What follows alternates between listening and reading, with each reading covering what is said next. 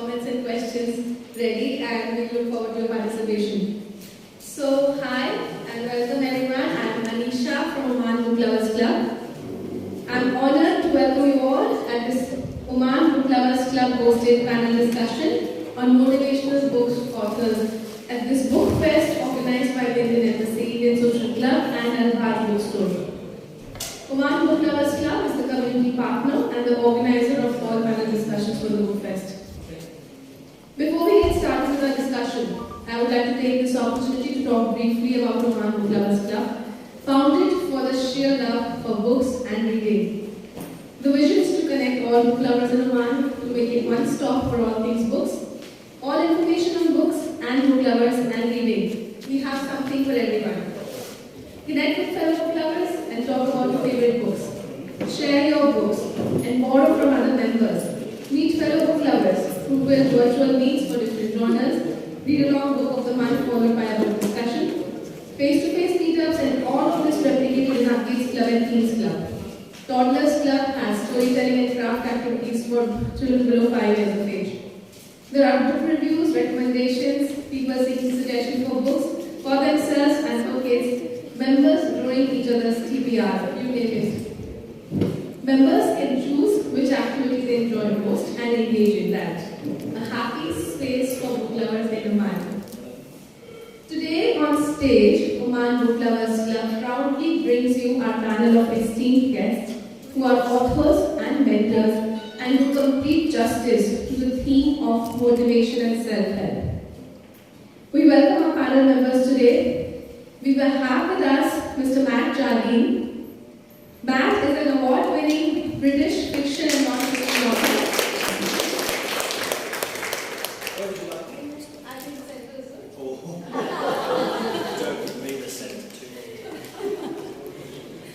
Matt is an award-winning British fiction and non-fiction author, teacher, podcaster, martial artist, public speaker who for the past few years calls Oman home. He's a Londoner born and bred but has travelled wide, writing full-time, inspired by different cultures, their unique stories and points of view. His book, How to Be a Buddhist Millionaire, won the Firebird Book Award, was a finalist in the Eric Hoffer Book Award and received the highest recommendation by the US Review of Books. Welcome to the panel, Matt.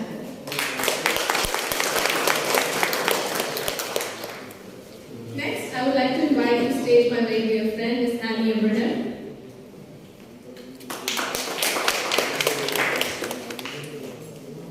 Annie is a certified life transformation strategist, author of Value Can Make You or Break You. She helps women discover their purpose and become empowered queens.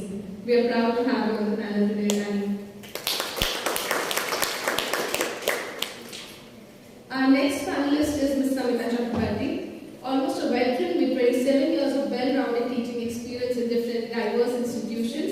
She has authored a book titled Locked In But Not Down.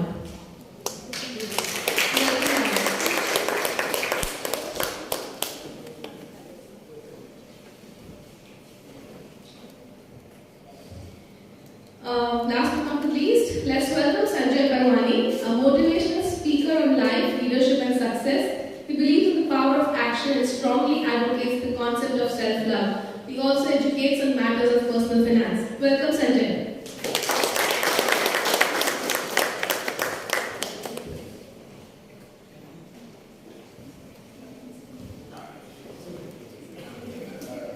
For today's session, my co-moderator will be a fellow BLC member, Paula Satija. She's an educator who believes that engaging with literature and books is therapeutic for one's mind and soul. An avid reader herself, she loves both fiction and non-fiction books. I would invite Paula to introduce today's topic and open the discussion further. Over to you, Paula.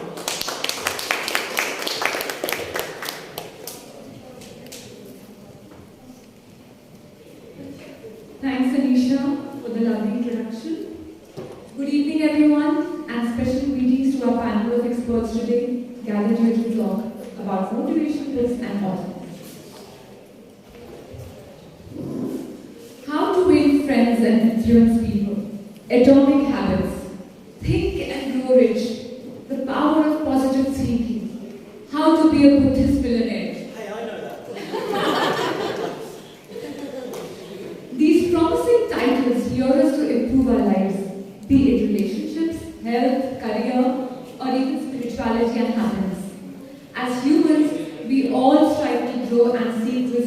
transform ourselves. And all of us sitting here in this hall have felt curious or interested to pick at least one self-help book at some point in our lives. Psychology, medicine, management, spirituality, philosophy, the genre of self-help books is diverse and raises some soul-searching questions which we will explore today in our panel discussion. Without further delay, Anisha would propose the first point of discussion to our panelists today. Over to you, Anisha.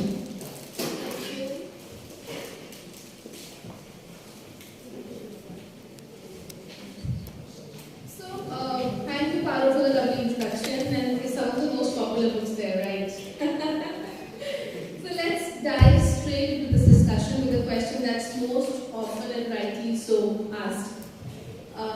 Why are self-help books so popular? What is their appeal? Who would like to go for this? Would you like to run? Good evening.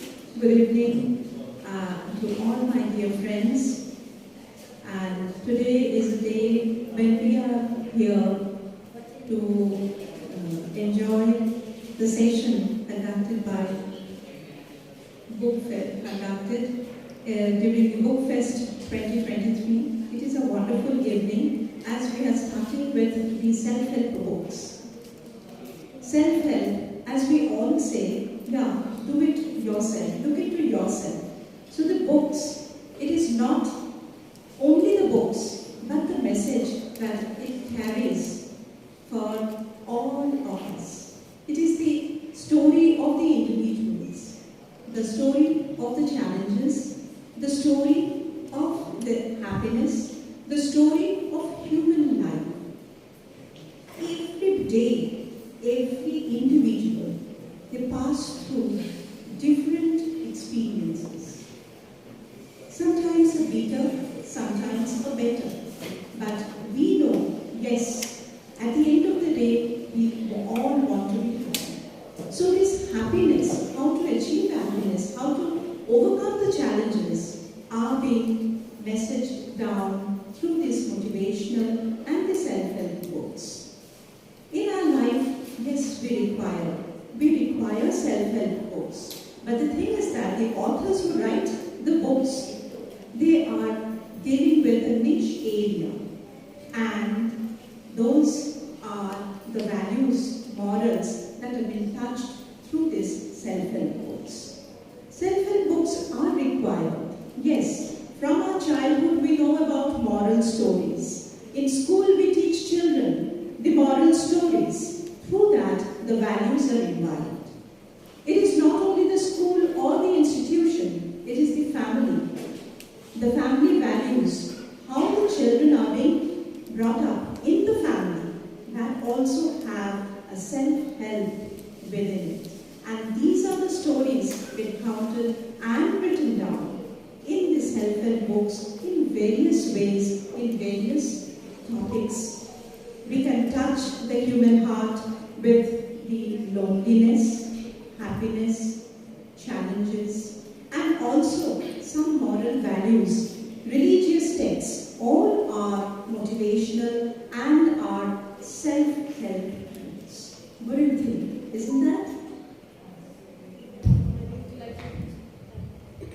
I think Samita has already covered most part of it, but I will talk about the appeal. Why does self-help book really appeal? And I'd like to know from the audience, how many of you have even read a self-help book or to one or got from someone? Yeah, not many. Maybe just a handful. So maybe through our discussion today, we will have some more insights, valuable insights from and some key takeaways that we can go back and grow personally from the inside out. So why does it appeal? It's easily accessible. Wherever you go to a bookstore or Amazon, anywhere that you go, it's easily accessible to everyone.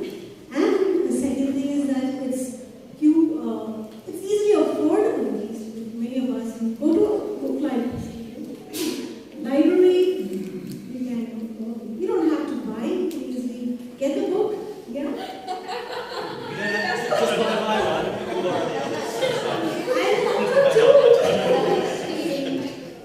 Because I know that there are, any lots. Is it? Yeah, just for you to spread the message. Because there are books, not everybody can afford. I know that there are books that's Indian rupees 5,000, 10,000 rupees and more. So not everybody can really access, but you can go to a library and pick up. So if it's not affordable for you. And I am a coach. I help women in India and back here to grow their lives. But there are not everybody who can afford a coach. So I would have a self-help author justice. If someone cannot afford me, the easiest way is at least they can grow and build their life with this. So I just want to say that's how you can appeal to self-help books. Oh, yes. So, just to reiterate the question, why are self-help books so popular and what is their appeal? Okay, so I'm going to slightly change the question. Are self-help books necessary? Are teachers necessary? Is the advice from our parents necessary? No. Oh, unpopular opinion. And I say this every time, and every time I come up on stage, my agent says, "What did you say that for?" But let me explain. Ultimately, we are going to live our lives, and we're going to find our own lessons. So actually, in the purest form, the only lesson is the lesson we discover. But of course, how many of us are confident enough to do that? So then the next step is we reach out to our parents, we ask them, how can I do this? Then we reach out to our community, and then later we reach out to books. So I'm only being a little bit naughty by saying they're not necessary, but actually the truth is, only the lessons we learn from living are the ones that count. But in the absence of our faith in our own lessons, we can borrow someone else's. Follow that. Wonderful. Good evening, Varima. First of all, congratulations to Human Books Lover Club for organizing this event. And heartiest thanks to all of you to be here on a Friday evening. Because That shows we are book lovers. we are book lovers, and it takes an effort to leave your other leisures and sources of entertainment aside and coming to an event like this. So I think you should have a round of applause for yourself. Absolutely. I second the thought shared by my co-panelists. I will also pick the question. Not pick the question, I'll answer your question. The question was, why self-help books are popular? What is their appeal? I would say they are popular because they are written. Okay? Now you just consider we all are human beings. We don't have two humans here who have similar faces.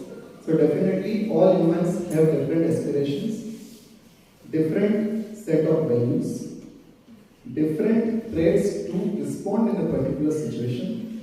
Okay? There are different temperaments. So we all are different from each other. That is for one. Second, as the name suggests, self-help. So this pertains to self. Now, as I am a strong advocate of self-love, I see it from the perspective that unless you love yourself, you don't seek help. Yeah? Now, when you love yourself, the first step for your self-improvement is knowing yourself.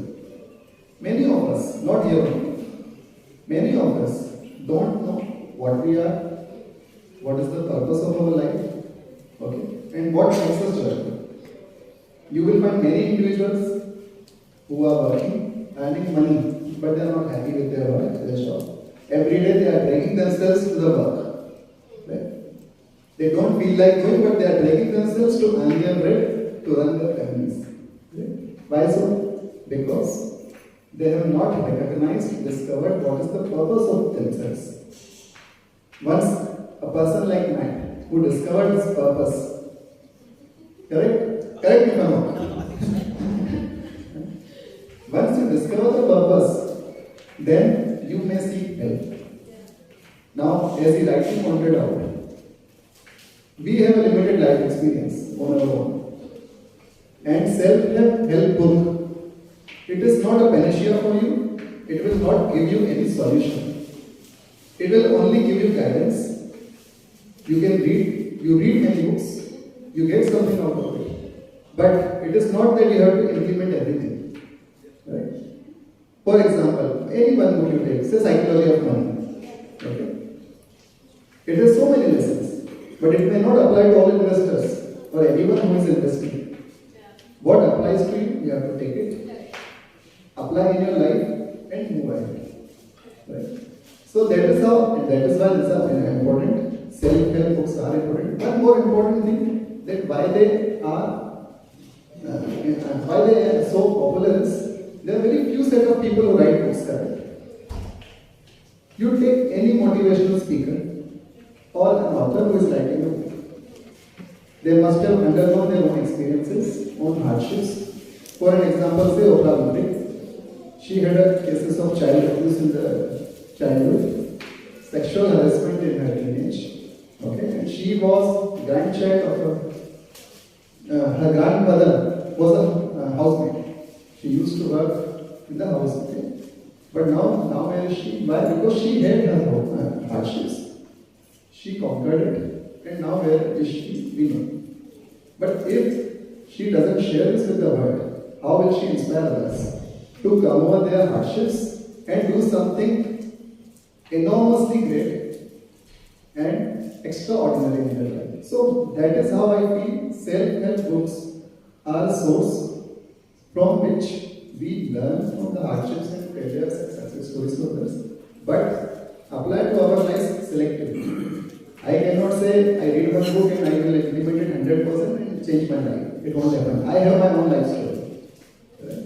I have my own situations and I have my own emotions also. In a particular situation, how you respond and how I respond will be different. So any knowledge, any text which you are reading, getting, it is important to hear it, listen it, read it. But application will be different from human to human. That is why I feel, that is why there are so many self-help books. And I think majority of them are popular. But one thing is that self-help strictly pertains to first helping yourself. For your self-improvement, then I think others and team collaborations are also. Thank you.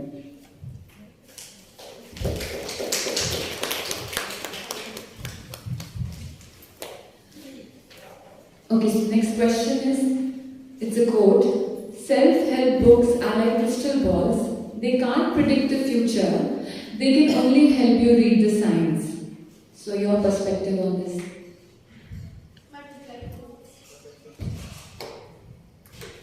Just what you said there is that self-help books or any sort of book, you still have to do the work. You can inspire, and you can, which is what I said at the start actually, the only valuable lesson is the lesson that you learn from walking the walk. So you have to do the work. Self-help books may inspire you, they may push you in a direction, but ultimately it's up to you to take. Exactly, just echoing what you said. You have to do the work. There is nothing without work. As a martial arts teacher, I cannot tell you how many times I have new students come to me and say, Sensei, that's the term they use for a karate teacher. Sensei, I want to be a black belt. Great. When I first heard that, I said, I will help you. Yeah, absolutely. After the 30,000th time of hearing it, I then said, well, just leave that thought. I will be here in 10 years with the door open. If you are still coming, great. But if not, I'll see the next student. And you'd be amazed how many people are inspired to improve. You and Isha with the book club, a classic example. This is not a new idea. A million people have had this idea. All of our ideas. But it's the person who keeps going, who keeps going, who keeps going. That is I think, the only thing you need to do. Be inspired, fine. You've got to do the work. Thank you. First of all, the first book that I read was Robert Kiyosaki's book, Rich Dad Poor Dad, and when I read that, that didn't mean anything to me because that was not what I really wanted. You know, I needed something different in my life. And yeah, like what Robert Kiyosaki says, you know, when you look into the mirror, what do you see? You see flaws, right? You see flaws of yourself. That's what a self-help book does. It shows you the symptoms. It shows you the signs. And it tell you, okay, this is the strategy. This is the path you need to take. The rest of it is like that is saying, you've got to take action. Unless and until you put in the work, nothing's going to happen. So it's not going to predict your future, but it's up to you to design your future. Thank you.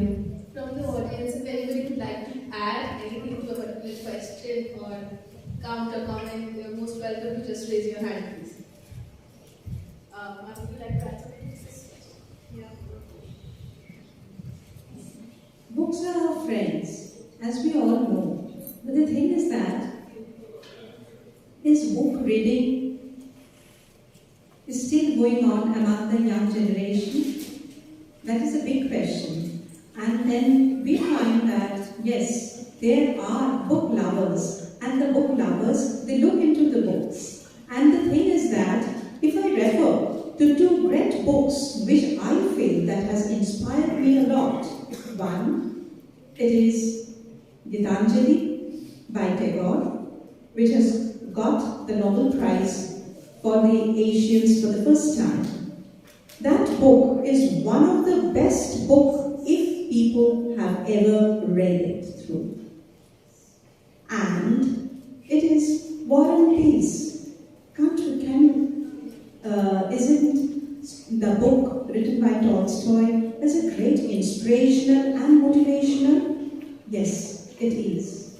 From Gitanjali, from the War and Peace, we have seen that these are the books, the inspirational books, century. They have crossed through centuries, and we have seen it can only lie with us because they are the treasure in literature and also inspirational. They are as crystal as they are absolutely diamonds, we can say, and that has helped to design the future of the last 100 years. And we are tiny authors. We have come across, at least I can tell about myself, what I have done in the locked in and but not down. I have I tried to touch the hearts of the young children, young adults, and during the time of our pandemic, the challenge that we had during the crisis, I tried to touch their hearts, and I have got 40 participants to get motivated to leave the gadgets and to write down, to pen down their experiences and thoughts, and to draw and color, sitting at home within the locked doors. That shows that yes, we are still here, and that is why we are here, to be a part of this wonderful program. Can I just share something? Just a comment. It's very interesting that Ms. Samita mentioned Gitanjali, which is a collection of poems, and Tolstoy. Now, both these are technically not self-help, technically not motivation, and they come in fiction category.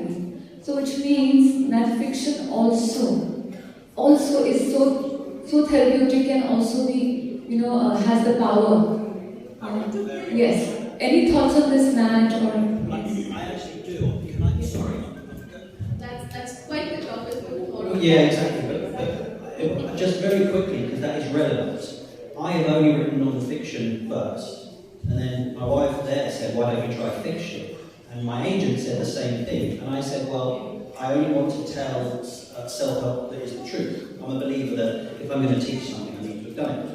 And she said something really interesting, that the greatest lies or fiction tell the greatest self-development truths. And I had never thought about, and fiction gives you a buffer so that you can take, I was just talking to your dad about this, to your father about this, they give you a buffer whereby You don't have to take the information straight. It can be hidden. Moby Dick is not about a whale. It is, on one level, right? But there's much more to it, and I think fiction can help you play with the self-help ideas, just in something maybe a little bit more gentle or subtle. And Tolstoy, of course, is an absolute classic.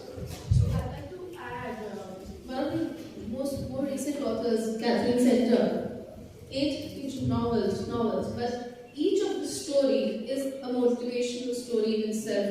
There's a learning. There's somebody else's life story that you're reading, which leaves you with a lesson or an inspiration. So yeah, I mean, motivational books are considered non-fiction. I mean, that's a typical paradigm, which is actually not true, and that's really a topic which we deep dive into tomorrow. Yeah, the boundaries are blurred, you know, sometimes very blurred boundaries, yeah. In fact, Matt introduced me to the concept of narrative non-fiction, which I was not able to understand. Is this a novel or a true story? That kind of. Yeah. I'm going to move on to the next topic of discussion. Very unpopular opinion again, like yesterday when I threw it. Again, we talked about motivational books, but yes, I'm throwing in a very unpopular opinion. And this is something Councillor Suda talks about, Parul, that those episodes we were talking about. I think this is also something that has been a ripple since COVID, you know, how everything is okay and everybody does not have to fit into a fixed slot of what is defined as success. I quote, you can be successful if you try hard enough. But if you aren't successful, you haven't tried hard enough. And it's entirely your fault. I'm being very crude here, but most of the popular self-help books or the historically popular motivational books from the 80s and 90s are being discussed a lot lately in various panels and forums. We did the 5M Club, Arun. And there is a popular ripple growing that these self-help books propagate this toxic belief system. I'm sorry to any Robert Sharma fans here, I'm one too, but some people do question that. Maybe 5am is not for me. And if I am not waking up at 5am, that should not mean I can't be successful. And what does success mean? It can mean different things to different people. And why should everybody be successful? Why can't I live a normal life? These are the various things we discussed lately, and especially since COVID, because I'm okay, you're okay, kind of, you know. So this is something I would like to hear all your thoughts on, especially the authors. So I'm going to make you first. The word success is very relative. The thing is that a person can be successful in various ways and even as authors. Similarly, success depends on various aspects. When a person is very successful in any sphere of life, we say, oh, he's very lucky. That is the first thing. It's the person. But the thing is that, have we ever thought the hardship and the hard work that the person has undergone? We don't know. We know much less. But yes, success has its own story. Each one who has come up has a legendary story behind it. And every success has a story, has hardship, have the challenges which they have met and move forward. Isn't that what do you think so? Again, self-help books propagate this toxic belief system. First of all, I'm not sure whether I agree with that. I'm the same. I don't agree with that. Yeah. This was, of late, last few years, the word toxic has become very, very, they made it very popular. If your mom shouts at you, oh, she's very toxic. Your husband, you had a fight with your husband, oh my goodness, I'm, having a very toxic relationship with my husband. So,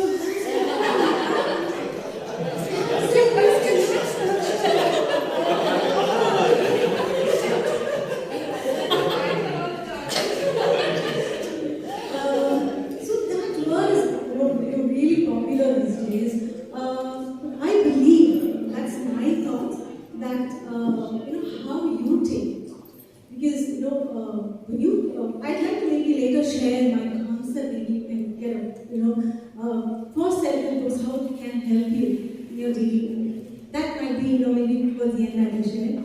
But right now, it's so toxic. And if you go to a doctor and if you have a headache and if they give you a medicine for a stomach, what would you say? Right? You'll say that, would you say that, you would definitely say that your doctor's not great, right? Because he gave you a wrong prescription. But self-help books is not that. It's up to you. What's the problem that you're going through?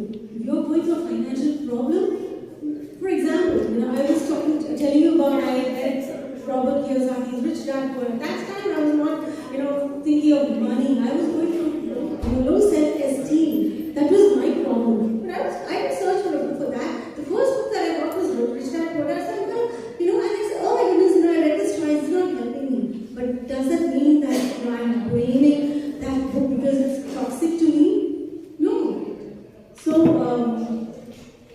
you have to find out what exactly you need. Have low self-confidence? Go look for that book. You have financial problem? Go find that. Because that is what's going to help you, and that's where you get results. And success, like Anisha was saying, it's success. What does success mean to you? For a monk, when he's lived his life to the fullest, that's success to him. When your relationship, is successful, that's success for you in your relationship area. So what does success mean to you? How do you define it? That's more important. So I believe it's not toxic. How you look at it in your perspective is more important. Wonderful. Just taking cue from her. I was waiting this picture. See, any author, when he writes a book, it is his perspective. Okay? On any matter, on subject. 5 AM Club. That is author's perspective, how he has seen life, how he wants to see himself or anyone in life. I cannot say that applies to me, that's Sanjay's thought. That is that author's thought. And as a prudent reader, you have to understand that you are reading a book, you are understanding perspective of the author. It may not apply, as I said also. Now coming to toxicity. When you start believing it is toxic, when it doesn't go well with your belief system. When you think, no, he's wrong. My life is not like this, my life story is not like this. That's why the person who has written this quote, he has written that these books are propagating toxic belief system. This is one. Now we come to success. Success, very subjective. I may believe Anisha is successful. And success, as an individual, what I feel success is never measured in terms of money, in terms of reputation, in terms of any materialistic achievement. Gold medal, silver medal, whatever it is for a sports person. Success is very subjective and very personal. And if you realize as an individual that what I wanted to do, I am doing, and I am doing good in it, that is your success. Don't wait for others to judge your success. I will not feel successful when Matt says, Sanjay, you are very successful, you are doing good, you are wearing a nice t-shirt, you are driving a very luxurious car, you are living in a mansion. That is his way of looking at life, but that is not your success. That's how he evaluates and judges success. Right? And when you depend on others to judge your success, you are in complete mess. You can never be successful because success, if it is without happiness and joyfulness, this is of no use. That is not long term. That is a very short term sense of satisfaction which will fade away over a period of time. So, you try. Now this quote also talks about, I'll just take a minute. This talks about trying. You haven't tried enough. How I have seen life, what makes me happy and joyful of doing anything is, when you do something, give your 200%. And when you do something, you're spending time on something, be in that job for that moment. See, I have a 12-year-old daughter. She is fond of Korean series, web series and all also. Nowadays teenagers are crazy about Korean web series. Okay? And she loves to watch it when she's free, but there's a time for them to study also, that is their work, right? I tell her only one thing.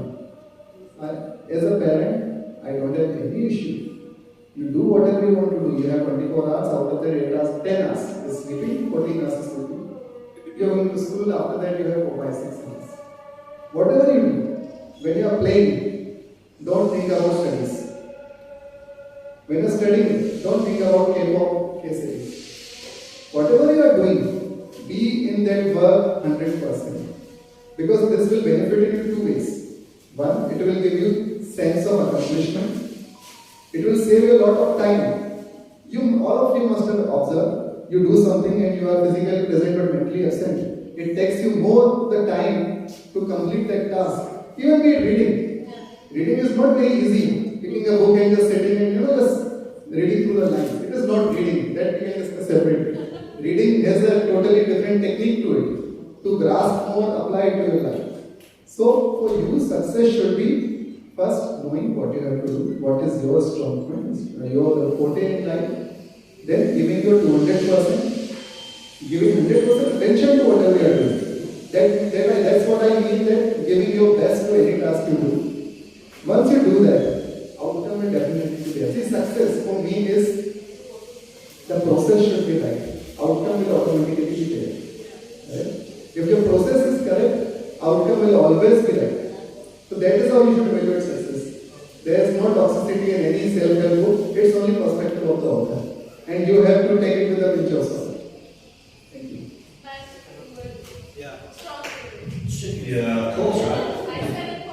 You can't sit up on stage with no hair and not have strong opinion. You've got to have something. So, 2 words: responsibility and ease. I mean, I agree with you. This use of the term toxicity, I can't bear it. Because, as you said, it's often an excuse to blame if things aren't going my way, or it's toxic. So, I believe, and this absolutely includes me, so I'll talk about me, I must take responsibility for my failures. Only when I'm honest and I take responsibility can I change. That said, taking responsibility is not the same as blame. I'm not blaming myself for failing. If I'm not happy where I am, I can say it. That's very different from blame. Which brings us on to the second part about working harder to get over it. That is, especially here in Oman, we've seen the shows and teaching, we see it, that you're pushed to work harder.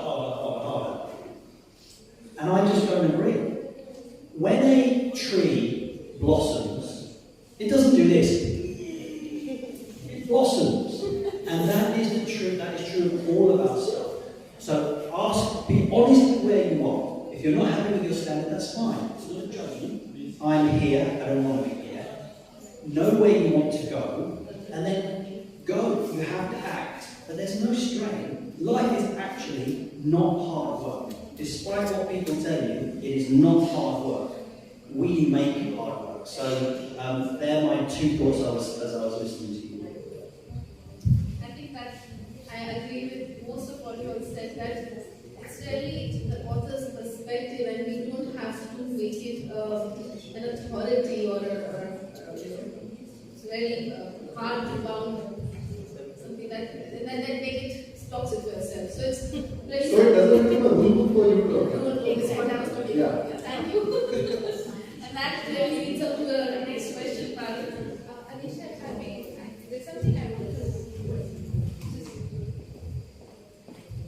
Hi, good evening. I'm Sakshi. I've been an educator and a journalist. Good evening, everyone. So, because all my professions and my learnings have come largely from the power of words through books. I feel books push us out, the best ones, push us out of our comfort zone.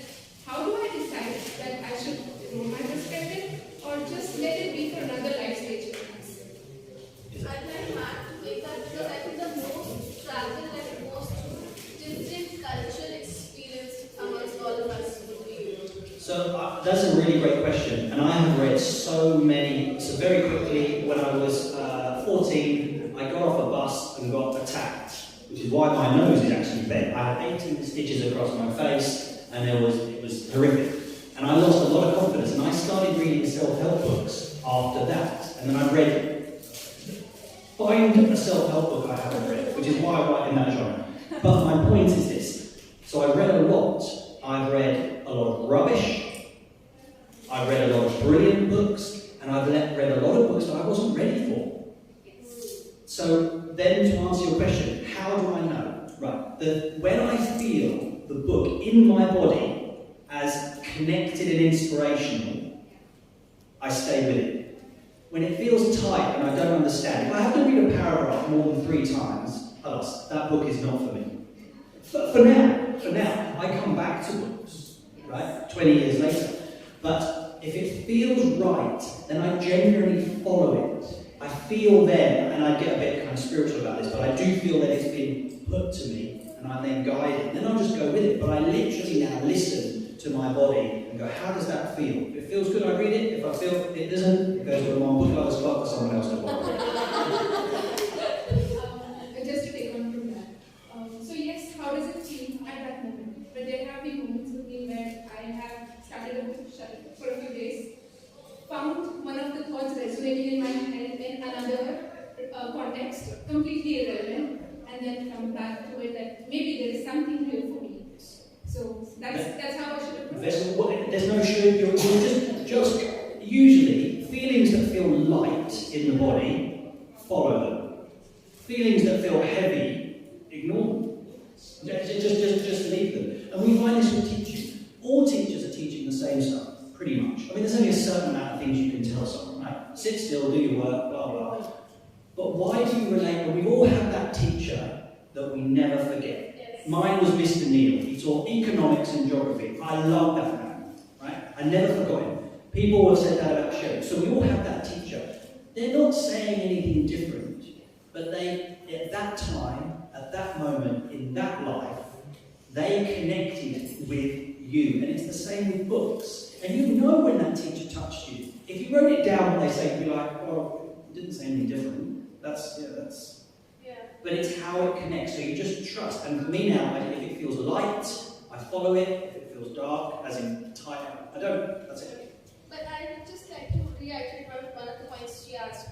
Do you think that different cultures, the books written in different cultures, with experiences of different cultures, or authors from different cultures, do they transcend with other worlds seamlessly, or they could be different? Maybe Annie, you should answer that, because most of the women you're working with are in India. Now, do you think that your book would be equally relevant to Western world too, or would it be more tailored to the women's lives and situations in India? First of all, such a beautiful conversation, great questions. Actually, I think most of us needed that question. And I started my journey with self-development, learning from mentors and coaches from Jack Canfield and John C. Maxwell and all. And I was really realizing that none of their stories, I mean, many of them things helped me, but some of the things as an Indian woman really did not help me, where, to handle relationships with your in-laws, with, home life and everything, so I had to go to India to learn from someone, who had more experience than me. So I think that, cultures matter a lot.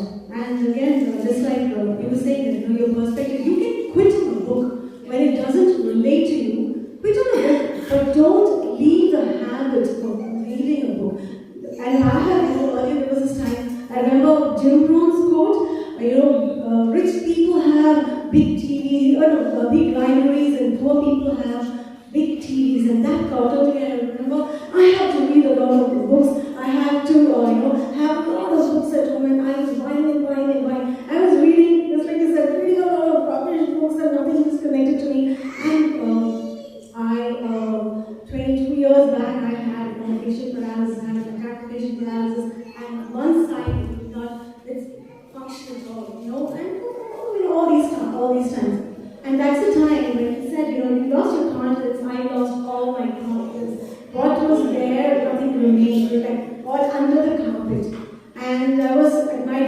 time, and that's when I started finding, okay, this is the book that relates to me, and can I read it? How is it going to help? And little by little, so that's where you find, okay, this doesn't help, it's fine. There are somebody else whom I can relate to, maybe someone from my culture or someone from who has experienced something like I can relate to. And I hope I answered the question. Yeah, sure. Just a minute, I just want to say, this is a wonderful question that you have asked. But the thing is that, what I feel, we should stick to the books which we love. That happiness that we get from reading those books will automatically develop a confidence in us. The confidence, the love, the passion for the books, and we can have many books in our bookshelves. But the thing is that you will see after a day's work, when you feel, oh, the day is too low, then you will go back to the book that that will give you comfort, that will bring you a smile. So I feel books are really magic. They can change the mood, and really love for book will help to even the generation to come up with love for books. Just to add, only if you want to change it. So that willingness has to be there. So I hope we all have the self-love to That's make a what. change. That's it. Thanks. Java, is it a question related to this? Otherwise, it was something related to. yeah, yes. We like people who ask questions. It makes us feel special. Sujata, I'm an OBLC member. Talking about coming from a particular culture, having a specific belief system, you are conditioned in a particular way. But to be successful or to be happier, okay? Somebody is suggesting a book, or I find some book really helpful for me. I pick that book and start reading, which is coming from a totally different perspective, but actually that book is helpful for me. I know that. How do you deal with the conflict between the belief system and this entirely different? So my whole work is about that. That's a great question. Especially, I was wanting to add to that. Your travels to Japan, your travels to other parts. That's really, thank you. That's a great question and very relevant for me because I write from different places. So the first thing, and I said this, I think there were a group of us earlier, that I think it's two things to really grow in life I think we must do. One, walk around, literally walk in someone else's community. That's important. On the go, don't drive, don't go by train, walk. So you're actually, in real time. And two, read widely. Because what you realise when you go to different cultures, and my first book was written about Japan, so I've spent time in cultures that are very, very, very different. So for example, as an Englishman, if I go to France, it's not that different. We did a bit of French at school. I can go anywhere in Europe and it's sort of the same. But there are some cultures that are so foreign that when you land, you think, what's going on? One of them is Japan, and certainly the Middle East. So when you get into the culture, that's why as an author, I try and write from the place I'm talking about. So I went to Japan to do the pilgrimage and wrote about Japan. I'm now writing about Oman in Oman. But then what you find, culturally we are different at one level, but actually more unites us than divides us. We all want our children to do well. We all want to eat well. We all want to be loved and to love. So for all the differences, there are lots and lots of different similarities, but you only find that when you've walked in enough communities. So for you, when you read widely, you find, well, hang on a minute, that book from an American author really related to me. I like Salman Rushdie's work. Salman Rushdie's work is very different from his culture. Firstly, it's way too clever for me. It takes me 5 times longer to read his stuff. But it gets you into very, very different stuff. And I think it's important to read widely. You'll find, don't you, sometimes, oh yeah, I relate to that. And then you sit back, and Sherry and I talk about this in the education here, very different from in the West in some ways, and then in others not. But we can only know that because we live here and in Japan and wherever else we live. That's a great question. Thank you very much. Thank you. Thank you so much. This is a very interesting conversation triggered. I think Paolo, we should move on to the next question. Yeah. So you mentioned that from at 14, what happened, and then you sought self-help books, Yes. and some were rubbish and some were great. So the next question is actually leading on to that. So while choosing a self-help book, how does one ensure the authenticity of the author's words and whether his or her life is an example of his message? For example, are you a Buddhist millionaire? So this is a very, very good question. This is my massive problem with the technology now has allowed everyone to have a platform. That is both good and not good. Just because I sing in the shower and can record myself singing, it doesn't mean I'm a great singer, right? And this is the issue with, I'm going to say, publishing and traditional publishing. The entry level market is lower. Traditional publishing, you have to go through all layers of standard. Are there excellent self-published books? Absolutely. Absolutely. But there are also a lot of not great, and you can't check the authenticity of it. So you're in a minefield. It's like the complementary therapy work. Unregulated. Martial arts. Unregulated. So how do you know? Which is trial and error. Which brings us back to life in general. Life is trial and error. You will meet a mentor that is not authentic, that takes all your money, that's never done anything they ever say. Right? And then you'll meet someone who is all of those things. But that's life. Authenticity, I believe, you can feel in someone. If someone walks in the door, I used to pride myself as a tennis player saying, I can see by the way you play tennis how you live your life. Right? Because you see it in their body, in an actor. So you can feel authenticity. When I've sat in a room with the Dalai Lama, that is authentic. Right? When I've sat in a room with other people, not so much. But unfortunately for the reader or the viewer, it's trial and error. It's absolutely trial and error. To your question of entrepreneurship, I never formally took my Buddhist vows. So I'm a lay Buddhist. But other than that, possibly. Yeah, that's a great question. That's a great question.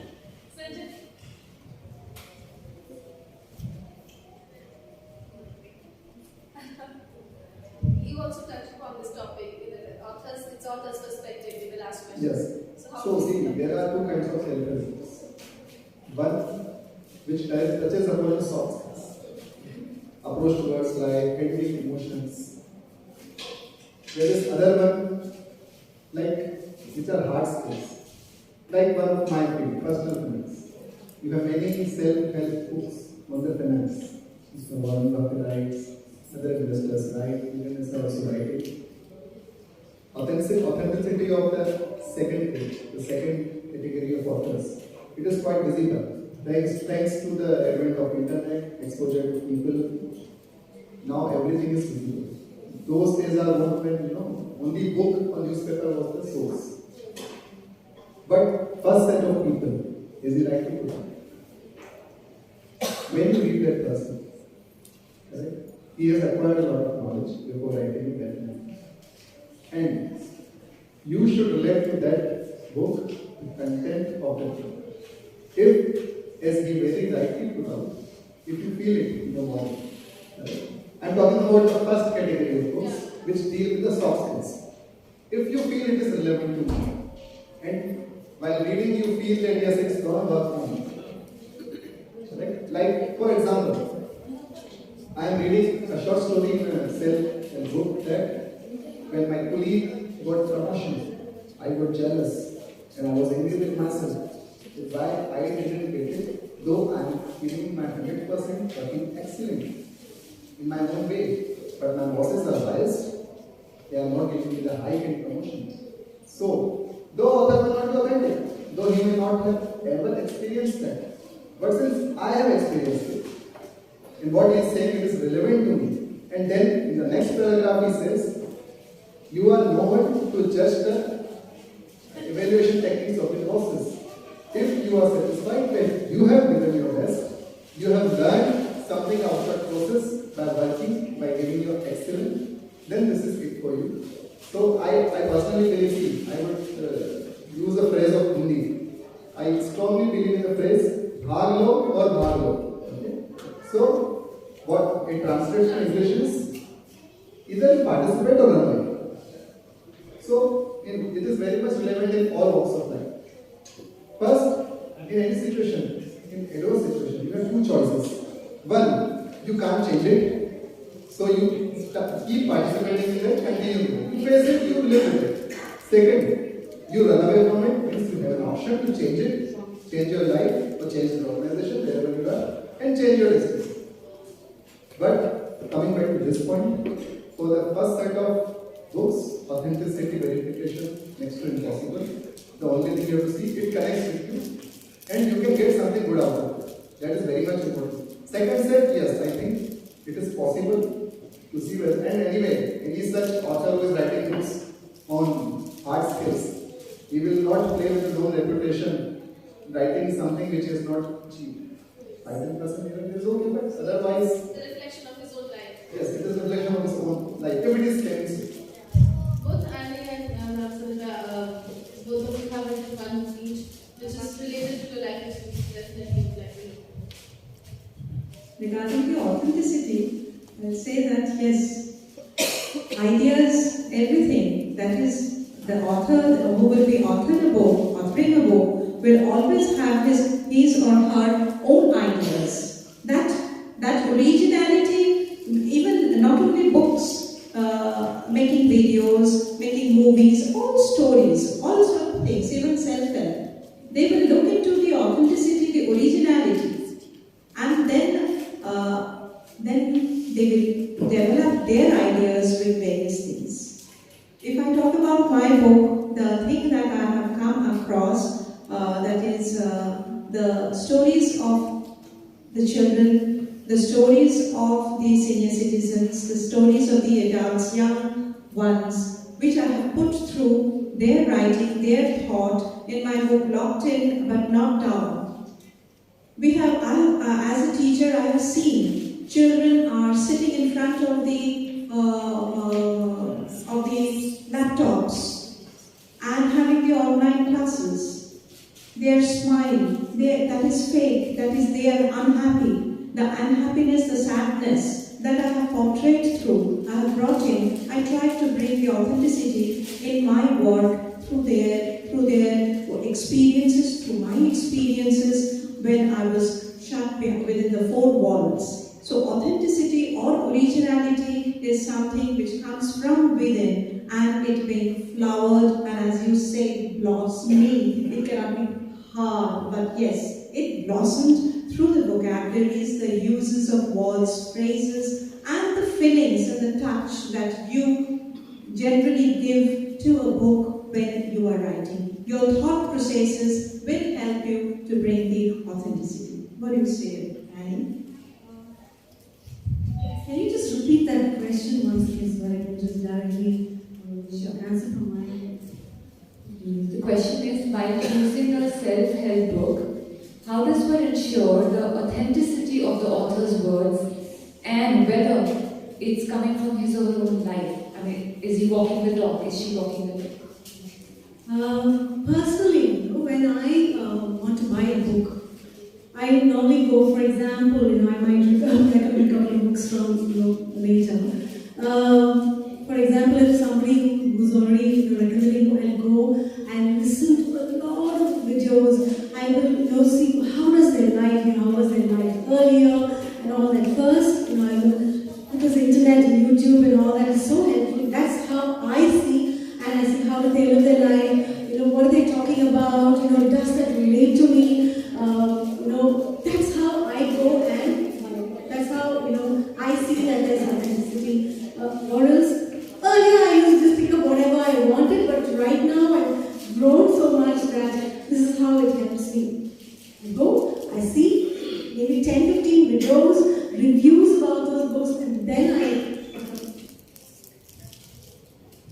And guys, yeah, we're going to be thinking about this book. Because, yeah, just like, you're listening to us in this conversation, we've heard about Matt's book, we've heard about Samita, and maybe sometimes you might say, Annie just said about her lack of confidence. I want to know, what is she talking about in her book? So that might relate to you, and you might want to go pick up. That's how, people from my tribe, they went and picked up my book, right? It's not a best-selling book, but whoever could relate to it, well, that's how you find the best. While we talk about books, majorly, but since we have a few coaches here, I would like to direct my next question specifically to Annie and Sanjay. And it will be inputs, although it's slightly off topic, but since you're here. Since we talk about self-help, but digressing from books a little bit, what do you think is the future of self-help industry? And would you see it as a transition? Would it see a transition in the face of various evolving beliefs about self-love and self-acceptance that we just talked about? So specifically directing this question to you. See, not even 1% of the world has really knows about self-help books. There's so much that people need to know that has to reach across the world. Not everybody really needs self-help. There are so many people who are going through what we some of us, Sanjay and me and Samita and Matt, we've all gone through something like that. So we've written through fiction and non-fictional books, right?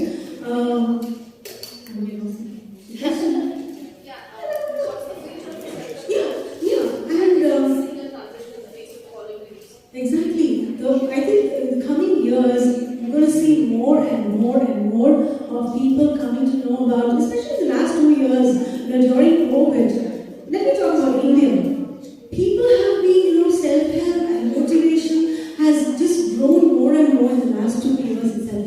I think recently I just saw the survey was more than 400 to 300,000 people. Or 10 crores, in Indian, we already say 10 crores people are already coming to know about motivation and self-help. People are running to motivational and coaches and all that for help. So I believe that these self-help books, it's just not going to be a chance. Talking about self-love and acceptance, it's all part of your personal growth. Without that, it's all part, it's just one. You cannot separate self-help separately and your personal growth separately and self-love and self-acceptance. It's all part of one, it's all one, and you're going to see more of it, and more of it is going to grow more, especially in India and Oman. Sanjay, I think the self-help book or this industry has a huge future. Why because 50 years back, if we think, we were all coming from a joint family. The structure of the society was different. When you are going through ups and downs in life, there is somebody to give a pat on your back. The system, at least in our Indian society, we can say, even in our other multicultural societies, we have seen. But now at present, with a new generation coming up, and as we are more nucleated, and even there is a possibility that we are moving from our own country to the other. So migration, all these problems are coming up and people are moving out. So what we see that we need some coach to help us. We need some, previously a child was, or somebody is there, we could cry over the shoulder and share it. But now, number of friends, number of relatives, they have gone down in number. And that is why we find the self-help books, the motivational talk, they are helping us to grow the confidence in us, and really it is good. Are you saying that it's like loss of community and it's replacing for a loss of community that we had earlier? Not the loss of community, but yes, but the gap that we are having. The gap that we are having. Even the students, as we say that yes, my child is in this college college. They have gone back to India after class 12. He has gone to Germany. He has gone to UK. Those children, they are going abroad. They are facing problem. They are having psychological problem. They are feeling depressed. Their food quality, they are going into different culture.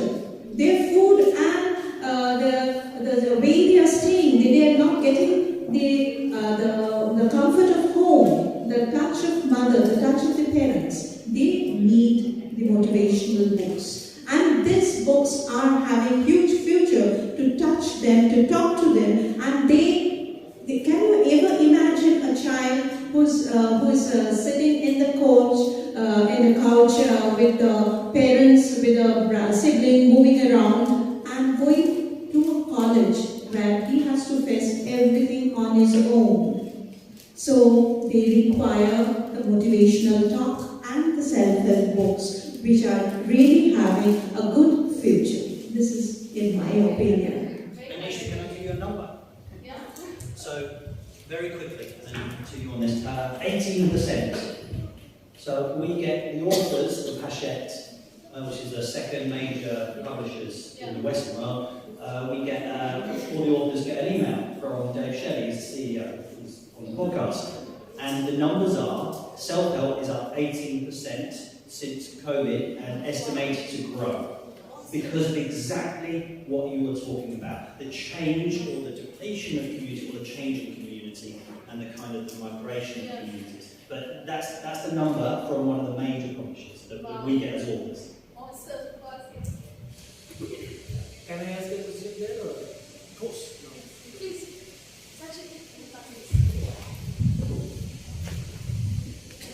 Yeah, sorry.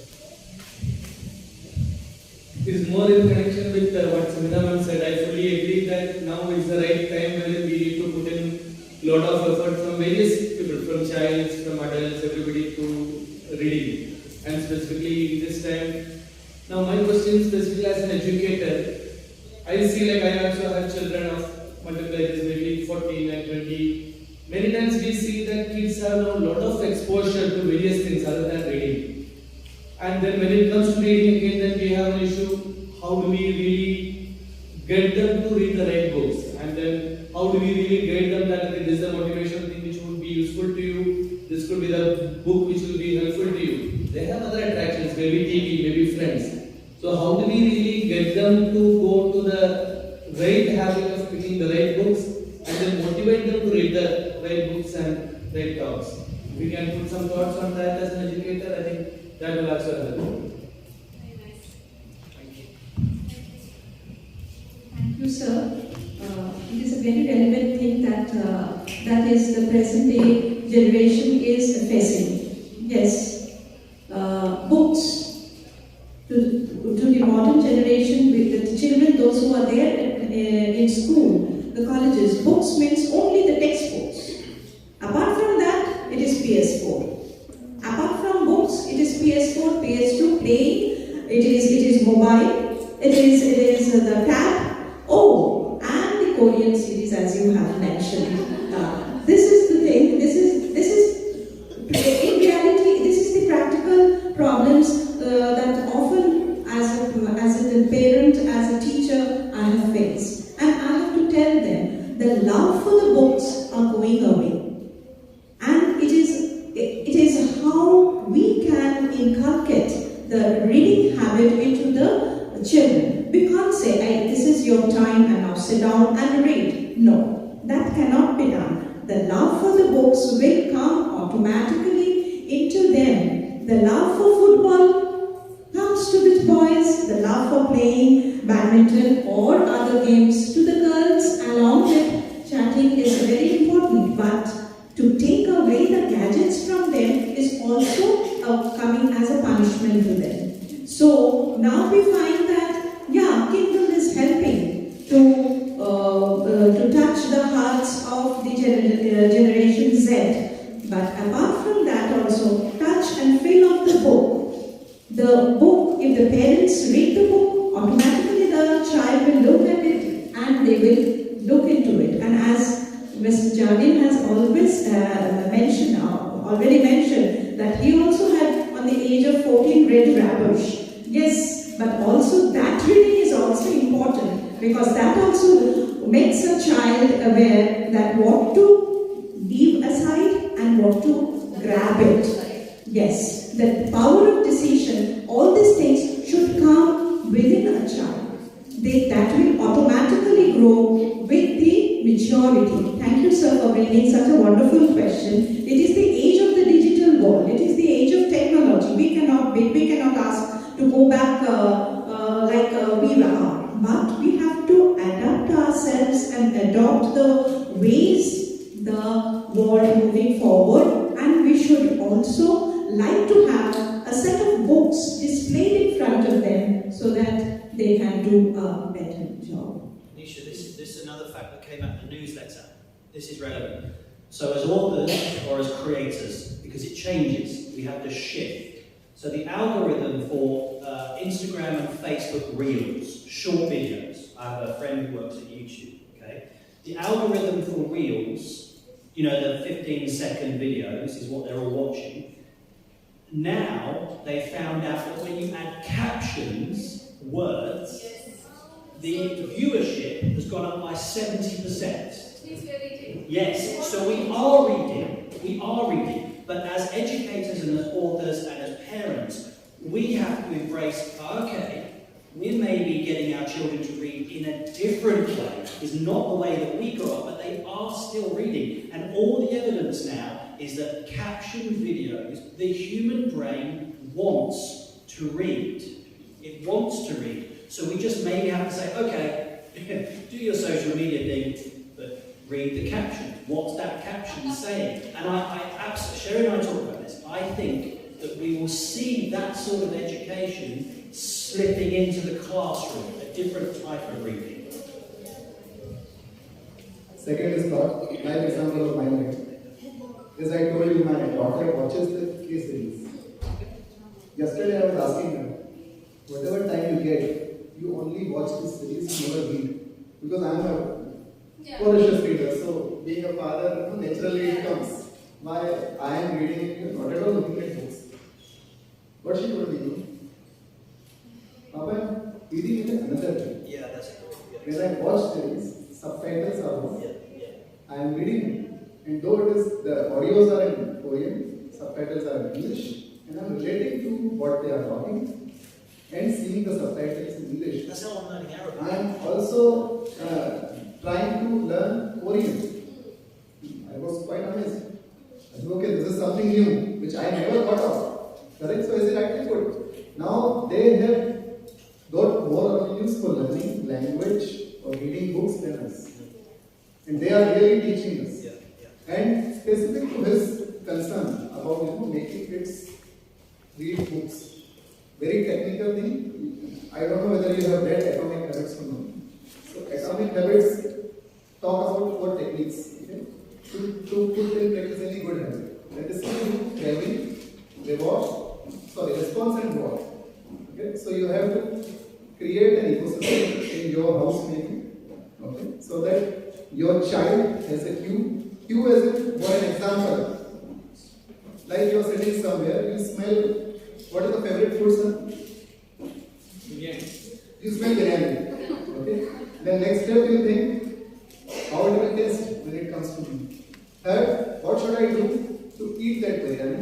And the reward would be, how will I feel when I eat that biryani? So that 4 steps, if you are not, you read that book and try to create an ecosystem in your house so that your child sees these 4 things and develops a habit to read a book. Otherwise, I am sure he or she must already be reading, but to different sources. Thank you. Yesterday, actually, we were having some conversations on storytelling and reading books for children, cultivating their habits and stuff like that. So, a very interactive session, actually, session we are having right now, pretty interesting questions too.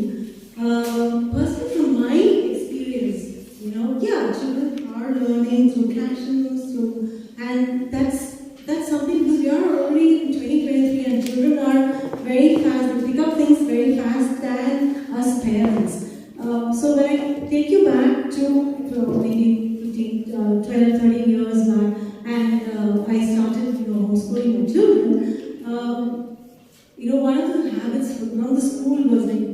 inculcate a habit of reading, right? So, something that you wanted to know, how can I inculcate that habit when children are so occupied with gadgets and stuff like that?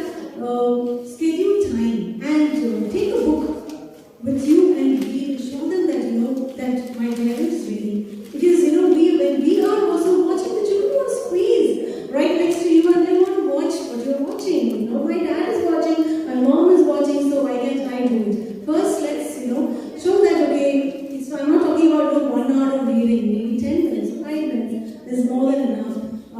If that's what you want in your child, right? Because when we started with, my daughter started reading with a lot of storytelling. I agree. Yeah, storytelling and all that. And then they moved on because they had to read from the school, they had to read around 52 books. Just repeating what I said yesterday. 52 books, that's 26 books to parents to read aloud. And for the children to read 24. That was how they started. And then in 2-3 weeks they would read everything and say, Mom, I need more books. And my library, I was reading all leadership books and stuff like that. And I'm like, okay, fine, read this. And they would read, and then I said, okay, tell me, what did you read? We started having, scheduling time and reading, whether it's storybooks or anything together. So they started reading and coming and giving me a review. So what happened? They started having a love for books. And they started reading, and they scheduled a time. They whether wake up in the morning or the evening before they go to sleep, they have to read maybe 10 or 15 books.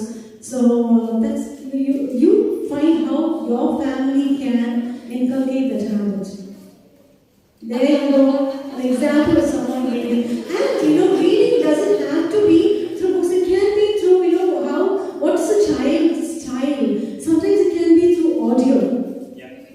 I'm very auditory. I love to read books, hard copies, as well as I love to keep listening to audiobooks on high speed. So sometimes maybe your child likes to listen to audiobooks. Maybe it is, there are movies that, through books. So you can, maybe the child likes to watch it, in a movie style. So how it is, see what your child likes, because every child's style is very different. We're reading different forms. There's a lot of discussion on that recently. I chat with the master's right notes. We talked about we're reading a lot lately. Because if we are browsing social media, which we want to stop ourselves and for our kids, we are reading. We just have to embrace that style. We might not want to, but it is important. We are reading. Yeah. And there's no point in holding that back. Because you're not going to hold back. We are reading Instagram. When we are watching YouTube, we are reading subtitles. And we are reading in many forms. So I think the subject reading and books have become two now. As much as reading and collecting books are two different hobbies. See, let's try to the primary reason for this, if you have studied. The attention span, average attention span has gone down.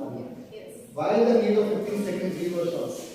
Because now a viewer doesn't have patience to stay with the video for 2 minutes, 5 minutes, or 10 minutes. It's an overdose of content. Overdose of content. So they look for shorter format, but full of content. That is why book reading has become a task for me. But then again, if you're immersed in the book, then the world shuts down. Yes. That's what happens. That is also very enriching discussion. I think we should move on to our closing question. Yes, I'm so sorry, please.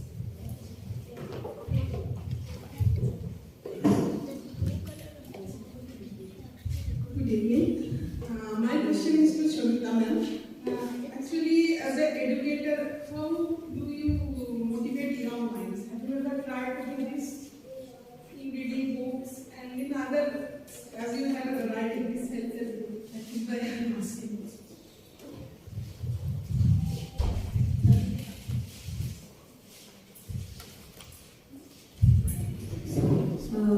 As an educator, as a teacher, I've always tried to inculcate reading habit into the mind of this student. I mean, that reading is a good habit. That has to be inculcated. I tried. And making children read they asked me that, oh, this is the class you are taking, because I was a teacher of social science. So I keep on telling them the stories, this story, that story, oh, this happened to say, how come you know this and we don't know? And they said, yes, it is the book that has helped me. So I try to motivate them to go through the stories, the old stories, the new stories. There are even videos that says a lot about the ancient medieval history, about the stories that are in geography, national geography videos, Discovery Channel. These are the channels that give them, they are interested to look into this. Along with that, if I bring in the magazine and ask them to get it done in the library, yes, out of 25, at least 5 will work on that. And that is how I feel that yes, though the percentage or the ratio is less, but yes, there is a move towards reading books and also forms of reading. That is also a style that this generation has developed. Thank you. Just before we proceed, coming back to the question about the industry. Self-help industry, correct? I am just digressing myself from the books now for this point. See, till the life is there will be illnesses, and we treat them. So self-help is much more to do with the mental health issues. Two things. Till we are, mental health issues will be there. Okay? And though there are self-proclaimed coaches like us, right? And there are others, but there are experts for this, whom we call psychologists and psychiatrists. I believe, I don't know, West is more open. They seek mental health from the experts without any sense of taboo. But in a place like India, since we have majority of people are of Indian diaspora, it is important that we understand that seeking mental health from an expert is not a taboo. If you need it, you need it. And people around you, we have to be very conscious and very sensitive if we see that yes, someone is really looks extreme depression. See, we all face depression. None of us, if in a normal life, none of us is devoid of depression. At some point of time, we all face depression. It may be temporary, momentary. It is not that it is leading us to commit something very hazardous. We all face it, but yes, if we see someone suffering nearby or in a circle, we should extend the help at least. If you are not able to help, I am there to listen to you. That bare minimum you can do. And that is also part of self-help industry. Though it has no monetary considerations, but yes, this is one thing which we should do as a prudent human.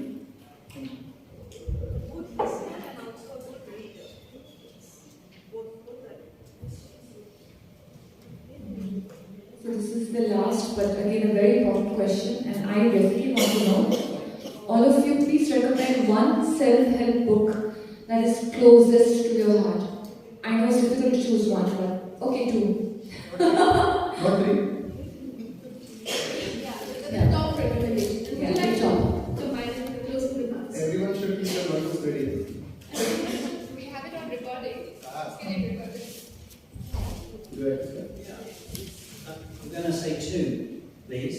The first one was the one I said after I got attacked, which I read 25 years ago and come back to it. By Susan Jeffers, Feel the Fear and Do It Anyway. It's a brilliant book. It's so simple. That's one. And the other one I would recommend for every human being on the planet, other than mine. But more important than that, Dr. Carol Dweck, Growth Mindset. The most important book for educationists, for parents, I think I've ever read. Growth Mindset, Dr. Carol Dweck. Thank you. Maybe I might recommend 3 books, 1 for ladies and 2 for everybody else. The first book that I want to recommend is Eat That Frog by Brian Tracy. So what's Eat That Frog? Eating your most difficult task first thing. So for me, like I was not a very organized person compared to my husband, even my clothes had to be organized. My husband was so messy, not organized at all. But reading Eat That Frog, it helped me with completing the top 3 priorities in my life, and that's helped me have a lot of time, not just for myself, my work, my family, spiritual life, my recreation and everything. So Eat That Frog is by Brian Tracy's one book. The other current favorites of mine are, David Goggins. Never finished something that's a very new book. David Goggins happens to be, I believe many of them say that most disciplined man on this planet. You go and just watch a lot of his videos. He's gone to this Navy SEAL, and he's tried out everything. So that's something that really attracted them, and I watched a lot of his videos and then read his book. So Never Finished by David Goggins. And to the ladies in the room, Lisa Bilton, Radical Confidence. So it's a very humorous book, something, she just takes you very, it's from Lisa Billion. Tom Williams' wife, very, they're billionaires, and how she, they became so much and they were so successful, but she realized that, with all that money, she was going through health problems, running after money. And so she's written a book on, as a homemaker, how she went through, confidence issues and how, not as the world talks about, raising your confidence. So just, when you get time, read that book, Radical Confidence, by Lisa Billion. I request Alhaj to make sure that all these books are available for us all to buy. Now your copy.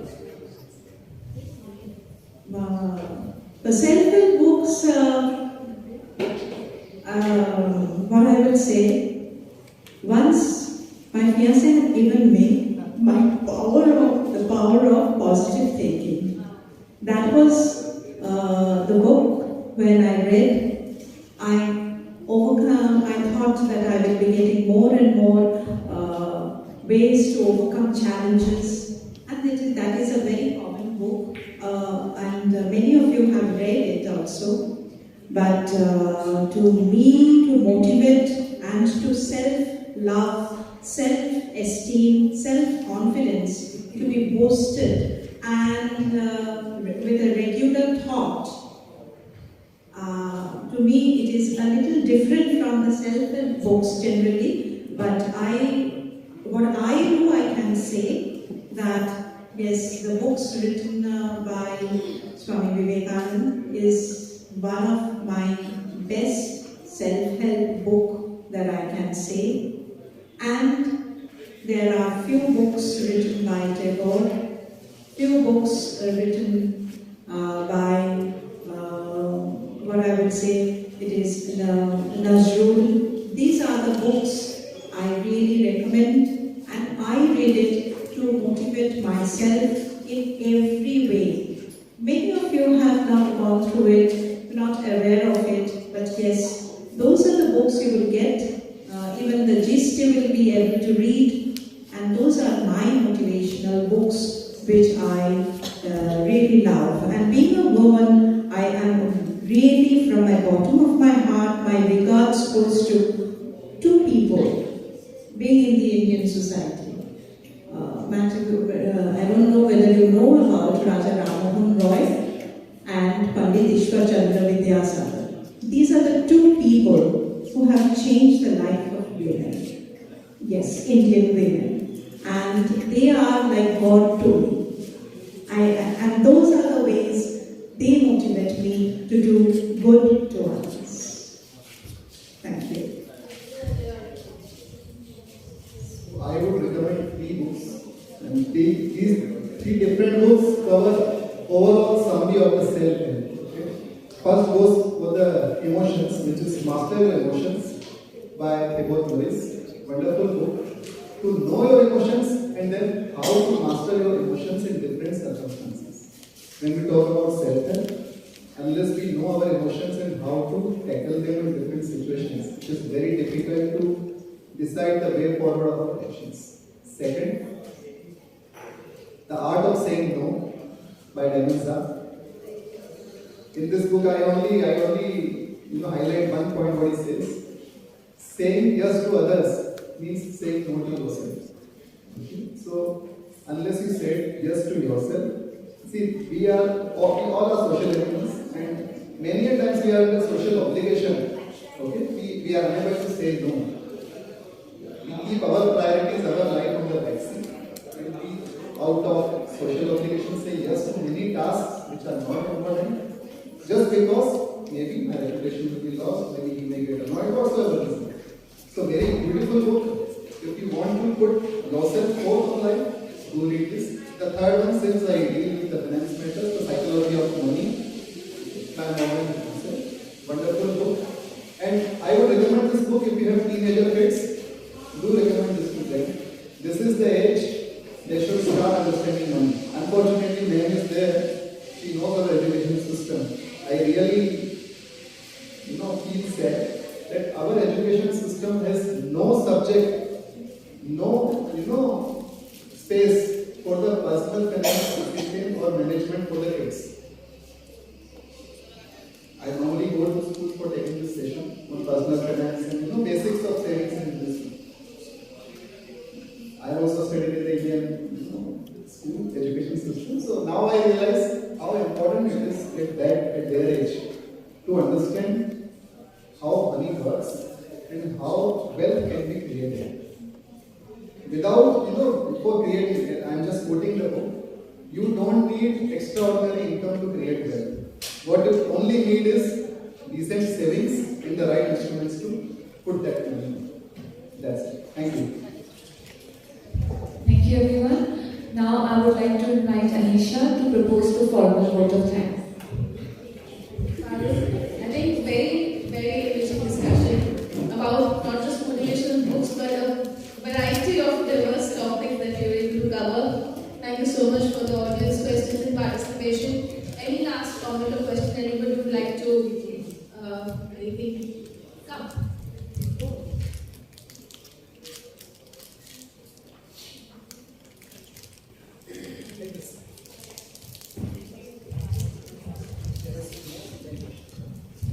My name is Dinesh.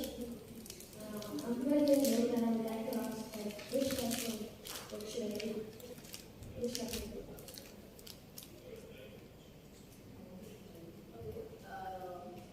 Maybe you should answer this and then get on the stage. Hitesh, Yes. how are you, Hitesh? You're fine? Yes. Please smile, no? You're sounding nervous, smile. Huh? I'm not going to ask you anything about your textbooks. What do you love to do in your free time? I like to read books. You like to read books, correct? What are books you read? I read some fiction and fantasy and non-fiction. So okay, but see, at his age, he's not supposed to read non-fiction and motivational books. And earlier in the discussion, Matt had highlighted importance of fiction books. Just give me this. Allow me 2 minutes to give this lecture, then I will come to it. So, see, fiction comes from the past experiences of life or someone's imagination of the future. Now you think about metaverse. Metaverse was once fiction only. Correct? You look at Marvel movies and all. Now what we are seeing, which is about to be the reality, sometimes was a fiction. So, fiction absolutely will be in future, it's going to be reality. But to answer you, I don't know what all books you have already read, okay? But I'm sorry, but I'm not into that kids books. But the only advice I can give you is, you are reading, that is important. You are reading fiction, non-fiction, whatever books. Reading is important. See, that knowledge, those words or stories are going to stay with you. Okay, you are too young to decide on what to read or to get into motivational books. But yes, if you have, do you like money? Yes. Everybody said, I don't like it, but it's a necessity. But you get a pocket money, correct? No? Okay. I want to add something which I often say. Yeah, sorry. I would acknowledge, I would just say that read a variety. before you choose what you like. Just read new age books, read classics, read entertainment, read long-gates, read everything. And of course, you're 12, so I'm probably talking long-gates is much below age, but read a variety before you choose what you like and just let your mind choose what.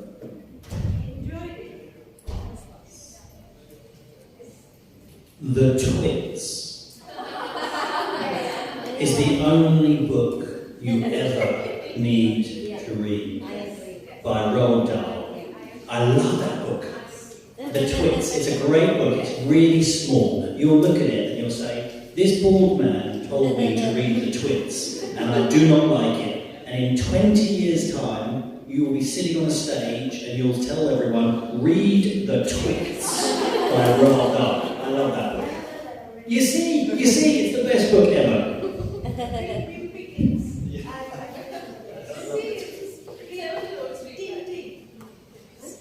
I think Twits is what Becca also brought to work yesterday. Yeah. Roald Dahl's clever and smart. Very smart. Thank you. It's a great Lovely, enriching discussion. Thank you so much to all the audience participation. Thank you to all of you. I'd say a very diverse set of guests we are honored to have today and getting all your inputs from very diverse perspectives.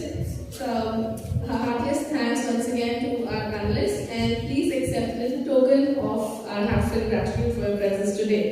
Before that, on behalf of all of us, I would like to extend thanks to Women Book Lover Club, Anisha, and everyone out there for their efforts, spending time with us and with us. Thank you very much. It was a pleasure spending time with you all. Thank you. Thank you. And shout out to the book lovers. Thank you. Tom, please.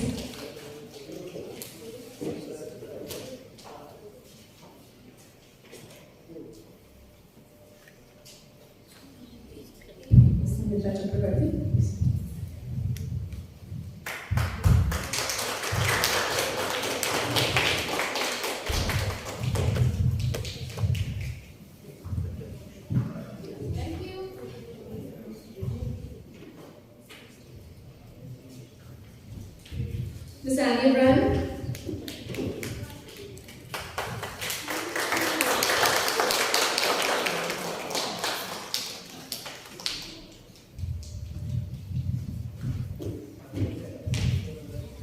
Mr. Matt Jardine.